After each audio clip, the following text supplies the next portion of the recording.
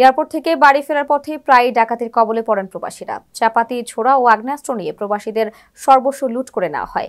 সম্প্রতি গভীর রাতে ঢাকা-চট্টগ্রাম মহাসড়কে প্রবাসীদের টার্গেট করে সংঘবদ্ধ ডাকাতির ঘটনায় আন্তঃজেলা ডাকাত চক্রের 3 সদস্যকে গ্রেপ্তার করে পুলিশ। এ সময় তাদের কাছে ডাকাতির কাজে ব্যবহৃত মোটরসাইকেল, চাকু, চাপাতি, ছোড়া ও এক প্রবাসীর কাছ থেকে ডাকাতি করা একটি আইফোন ও স্বর্ণের চেইন উদ্ধার করা হয়।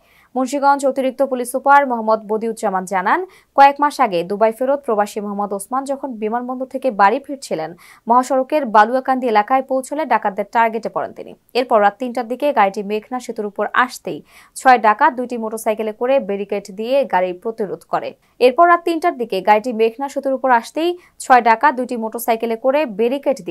গাড়ির গতিরোধ করে।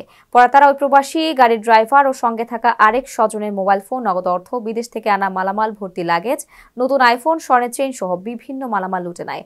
এ ঘটনায় গেল বছরের প্রবাসীর দায়ের করা মামলায় সূত্র ধরে দীর্ঘদিনের প্রচেষ্টায় গত মঙ্গলবার সংঘবদ্ধ ডাকাত দলের এক সদস্যকে গ্রেপ্তার করা হয়। পরে তার দেয়া তথ্যের ভিত্তিতে বাকি দুজনকে গ্রেপ্তারে সক্ষম হয় পুলিশ। গ্রেপ্তারকৃতরা প্রাথমিকভাবে ঘটনায় জড়িত থাকার কথা স্বীকার করেছেন।